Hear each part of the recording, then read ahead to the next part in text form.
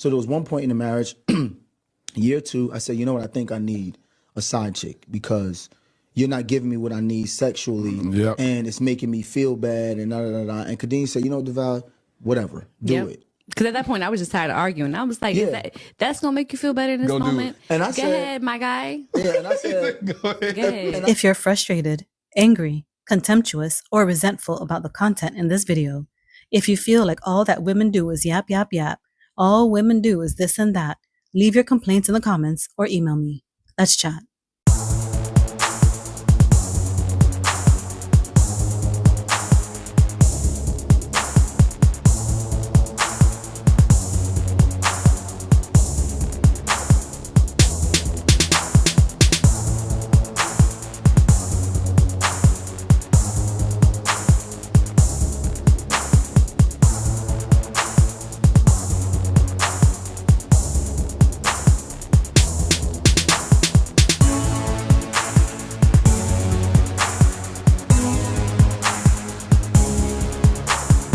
So there was one point in the marriage, year two, I said, you know what, I think I need a side chick because you're not giving me what I need sexually, and it's making me feel bad, and da-da-da-da. And Kadeem said, you know, Deval, whatever, do it. Because at that point, I was just tired of arguing. I was like, that's going to make you feel better in this moment? And I said, go ahead, my guy. Yeah, and I said, go ahead. And I said, yo, I'm not saying this as a threat. I'm telling you what I'm about to go do. She said, Deval, go ahead, do what you got to do. Like, did you really not care at that moment? I didn't think he was going to do nothing. Right. To be quite honest, I was like, oh, this is like a test. That's what she thought. Yeah. And then, to be honest, it kind of was a test. What I wanted her to say was like, you're not going to go get a side chick. I'm going to step up to the plate. Yeah, I got you. The things that you need because I'm your wife. And when she said, go ahead and do it, I felt like, dang, she really don't care that much about me that she going to let me go do it. So now I got to go do it. Yep. So I ended up meeting a girl. We started talking and we became friends. And I said to her, I said, you know what? We can't have sex because we friends. Like I wanted something transactional so I can do it and throw it away. Yeah. Mr. Deval said, I wanted something transactional so I could do it and throw it away. But here's the thing. Self-pleasure exists. No one has to use another person's body as a dumping ground. And that's where the she won't give me sex argument falls apart. Because if this is truly just about physical relief, another person's body isn't necessary. A hand works. What many men won't admit is that they're not just looking for physical release. They're looking to feel wanted, desired, chosen, admired, and validated. They're looking for an experience that tells them something positive about themselves.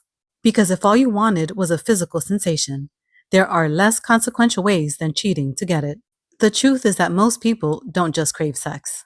They crave the meaning they attach to sex. Connection, acceptance, validation, desirability, and significance. And that's why this conversation matters.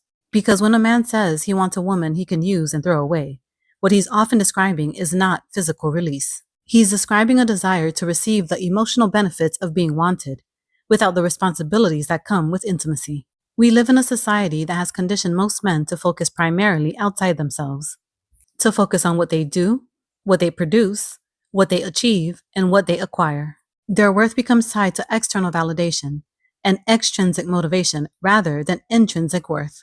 The problem is that when you teach people to derive their value from things outside themselves, they become dependent on those things to feel like they matter. They need the promotion. They need the status. They need the money. They need the applause. And sometimes they need the sex. Because without those things, they can feel annihilated, like they don't exist at all. This is why some men use sex as more than a physical experience. It becomes proof that they are significant, proof that they are enough, proof that they matter. The problem is that external validation only works until it wears off. Then you need another hit, and another, and another, because no amount of external validation can permanently solve an internal wound. Why do women constantly push monogamy on men? If you know that you don't want to have to deal with him all the time just wanting you, why do you push monogamy on men? Well, who's to say I pushed anything on anybody? Like, well, we know that you pushed monogamy on me. I pushed monogamy. I forced you to get married to me? Time out. I didn't say you forced me to get married, but did you not say to me that you wanted to be engaged and you wanted to be married before you lived with me? You didn't say that? I want $1 billion. That don't mean I'm going to get it. I can want but I'm something, asking, but not. You right now, you dodging the question. Nobody pressed you to do it. Yes, is that something I wanted? Yes, it was. But you didn't press me. Are you gonna lie now So to you're the gonna people say- because we talking about sex? DeVal, You're gonna lie DeVal. now to the people? DeVal, knowing Kadeem, a you didn't want strong- monogamy? Of course I did. So then why are you avoiding the question? That's not avoiding the question. I'm saying, does that mean because I wanted and I requested that you were going to deliver it? Like, nobody pressed you for that. Is the request going to be granted? Am I That's not? up to am I? you, bro. Am I not granting you monogamy? You are granting it to me. So this is my question. Look This at is my you question. always. Look at your boy. Look at your boy. This is my question. If you wanted monogamy, Okay. why would you want monogamy if sex is a chore for you? That's the question. You're avoiding the question. I'm not avoiding the question, but at first you said women or in general me specifically are pushing monogamy on somebody. Okay, yes, that's something that I wanted, but I didn't press you for it and be like, DeVal, I'm gonna hold a gun to Time your out. head to propose to So me. time out. Do women- Also, let me finish.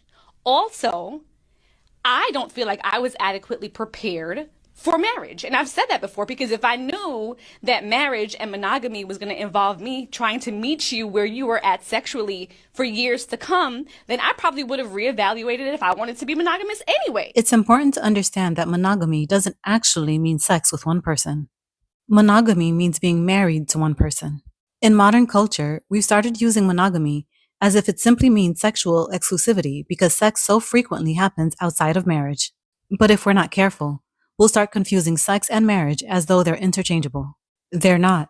There's another misunderstanding that shows up in these conversations. People often say women have centered men for generations, but that's not quite accurate. Women have historically centered their survival and family. They centered children. They centered belonging. They centered safety. They centered legacy. They centered having a home and a family unit. And unfortunately, what often came along with that was pushing their own self-actualization needs aside in service of those things. From the outside, that can look like women-centered men. But many women weren't sacrificing themselves because a man was the ultimate goal. They were sacrificing themselves because family and safety for that family was the ultimate goal. The man was often part of the path to that goal. Think about it. If it was only about getting a man, then getting a husband and never having children would have fulfilled the deepest desires of most women. But that was and is rarely the dream. The dream was family. The dream was children. The dream was belonging to something larger than yourself, but without eternally sacrificing yourself. The dream was, if I see you, one day you'll see me too. That's why so many women tolerated things they never should have tolerated. Not because men were the center of their world, because family was. And whether or not they consciously realized it, they knew that they too were created in the image of God. And their purpose here wasn't merely to spend their lives carrying out another person's selfish and godless agenda. Because image bearers, humans, were created to partner with one another under God, not to become one another's God. Understanding that distinction matters. Because once you realize many women were centering family and purpose rather than men, a lot of relationship dynamics start making a lot more sense. Question: what is the point of marriage in a godless society? In a godless existence, nobody has to submit to anybody. A wife doesn't have to care about her husband's needs. A husband doesn't have to care about his wife's needs. Nobody has to sacrifice. Nobody has to serve. And nobody has to die to self. The only question becomes, if we have children, who will raise them and get them safely into adulthood? Beyond that, two adults can spend an entire lifetime prioritizing their own selfish needs. But Christianity offers something radically different. The Christian vision of marriage is not two people demanding their needs from one another.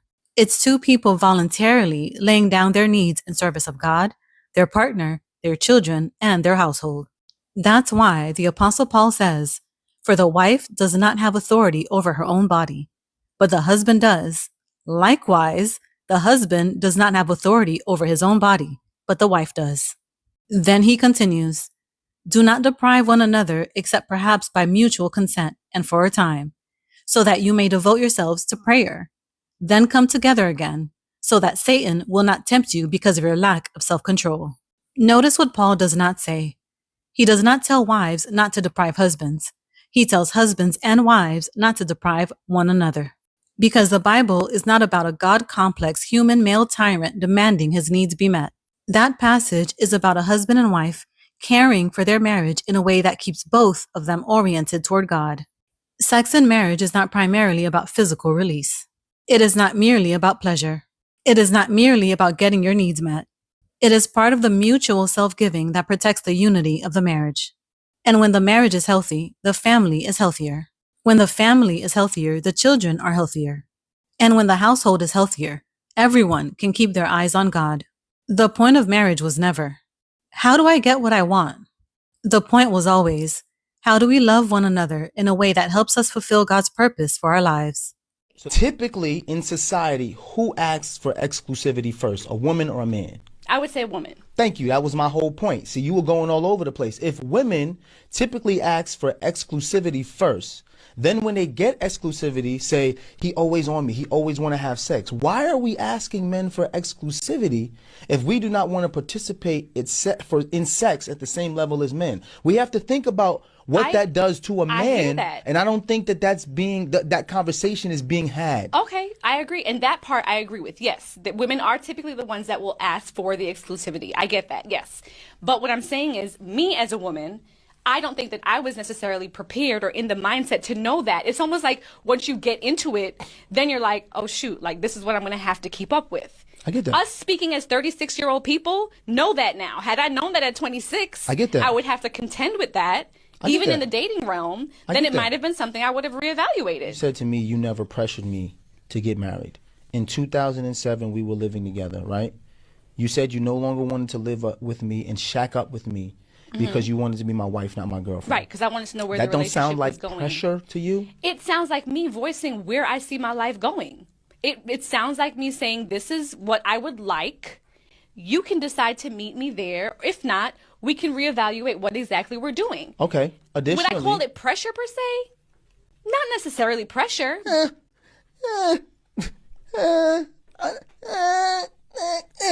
It is pressure. But you don't want to say it's pressure. What about being engaged? You might have felt pressure. What about being engaged? There was no pressure behind it. I said, we don't got to rush to get married. You said, I don't want to be engaged longer than a year. Is that not pressure? That's me voicing my opinion about it. Pressure is an interesting word. Does a man not have the option to say no to marriage? Women don't pressure men into marriage. Women say what they want. Men have every right to say no and let her go. Isn't it interesting how the claim is that women pressure men into marriage? But have you ever noticed how difficult it is for a woman to pressure a man out of doing something he wants to do? Out of watching porn? Out of flirting with other women online? Out of cheating? Out of leaving the dishes in the sink? Out of leaving his laundry on the floor? Out of ignoring her when he's watching the game? Out of emotionally neglecting her? Out of working 80-hour weeks? Out of disappearing into video games? So why does his agency magically disappear when the topic is marriage? A woman can make a request. She can set a boundary. She can communicate what she wants, but she cannot force a grown man to propose, get married, or remain married. At some point, I chose this is a more honest answer than I was pressured into it. And while we're at it, if you don't believe in God and you don't believe the Bible is true, do you believe women invented monogamy? Do you believe women invented marriage? Do you believe women invented polygyny, where one man could have multiple wives, but a woman could not have multiple husbands? For most of human history, men held the overwhelming majority of economic, political, legal, and religious power, which means men were often the primary architects of the relationship systems we inherited. Yet it's fascinating how often women inherit a system, adapt to that system, and then men get angry at them for wanting what that system taught them to want. Marriage became the norm. Monogamy became the expectation. Women adapted to those expectations. So when a woman says she wants a monogamous husband, what exactly is the complaint? That she wants the very thing society has spent generations telling her she should want? Again, a man is free to disagree. He's free to choose a different relationship structure. Open marriages and polyamorous relationships do exist. He's free to say no to monogamy. What he's not free to do is act as though someone else made the choice for him. But let's talk about what's really happening here. People often think they and their partner live in a vacuum, where they are unaffected by the outside world. They don't. Women are constantly told things like, men can separate sex and love. Fine, but then it's a man's responsibility to help his wife understand why he feels unloved when sex disappears from the marriage. Because it's difficult to reconcile, men can separate sex and love with, I don't feel loved when my wife doesn't have sex with me. If sex and love are separate, why does the absence of sex in marriage feel like the absence of love? And if sex and love are not separate, why keep telling women they are? What's also fascinating is how much some men devalue sex by turning it into something to get, yet at the same time insist that something is wrong with a marriage if they're not having it. So which is it? Is it just sex? Just a physical release? Or a meaningful expression of connection? Here's the thing. If a man genuinely wants to fix the sexual relationship in his marriage, he has to radically accept that he married a woman and not another man.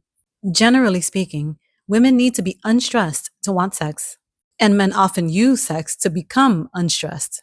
He also has to radically accept the uncomfortable reality that most men were never taught emotional intimacy. They were taught how to provide, how to perform, and how to suppress feelings. But creating emotional intimacy is a skill. And many men enter marriage expecting frequent sex while lacking the skills necessary to create the emotional connection their wives need to consistently desire it. Side note, don't confuse caretaking and intimacy.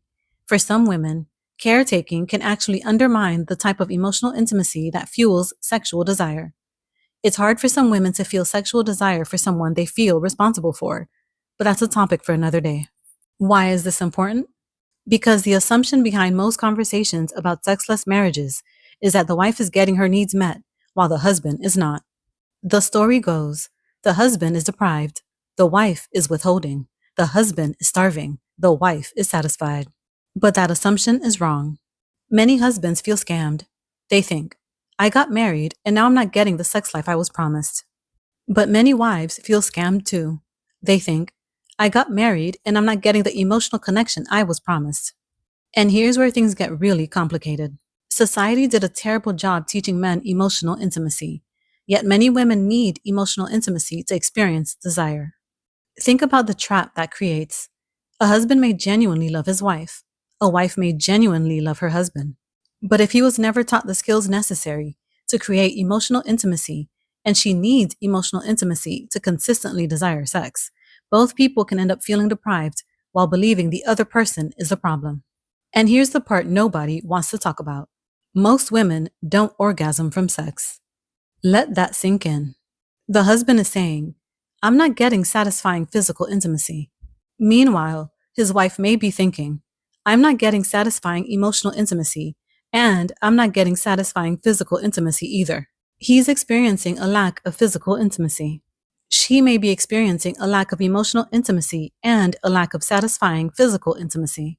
So what exactly is the ask? That she continue participating in an experience that isn't emotionally fulfilling for her and isn't physically satisfying for her? If that's the ask, at least be honest about the ask. As Mr. Duval said in the video, if a wife doesn't want sex, why won't she let her husband have a woman on the side? Okay, let's reverse it. If a wife's emotional needs aren't being met by her husband, should he approve of her having another man on the side to meet those needs? Most men would immediately say no. Why? Because emotional intimacy is not just emotional intimacy. It is part of what makes a marriage a marriage. Well, sex isn't just sex either.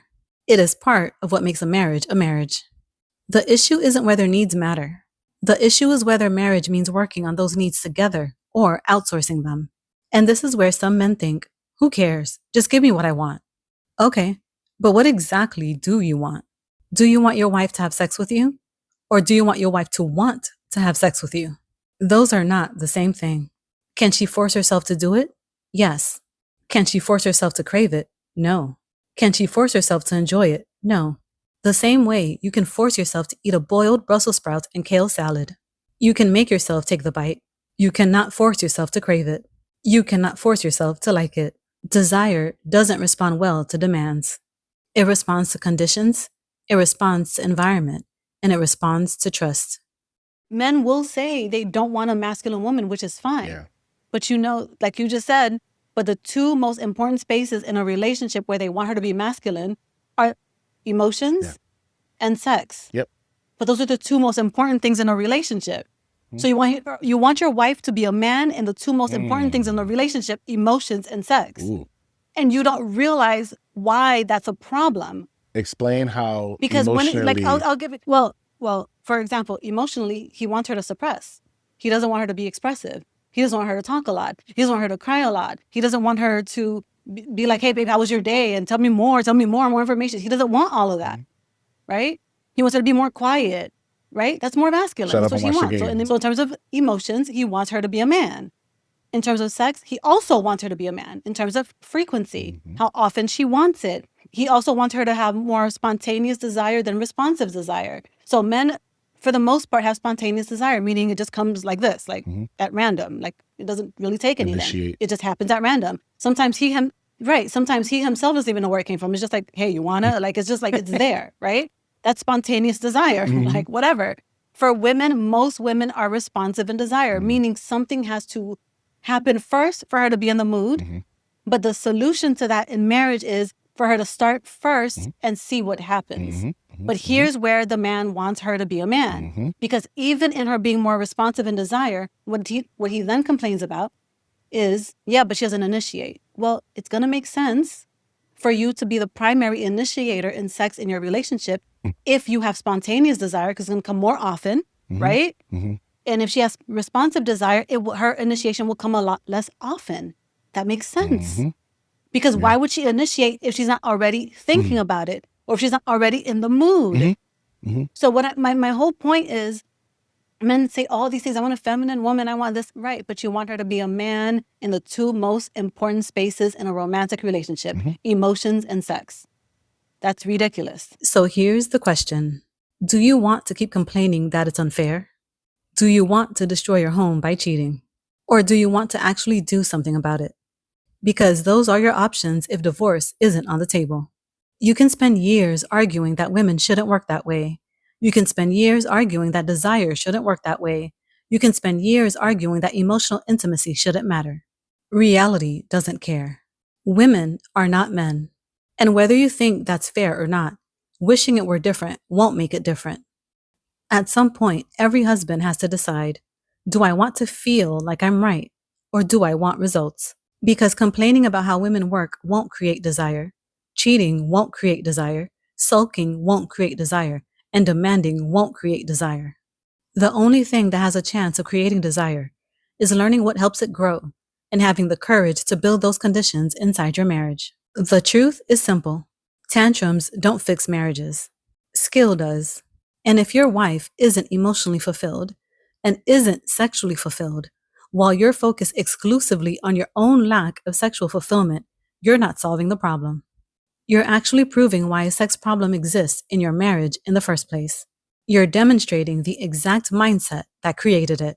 If you're frustrated, angry, contemptuous, or resentful about the content in this video, if you feel like all that women do is yap, yap, yap, all women do is this and that, leave your complaints in the comments or email me. Let's chat.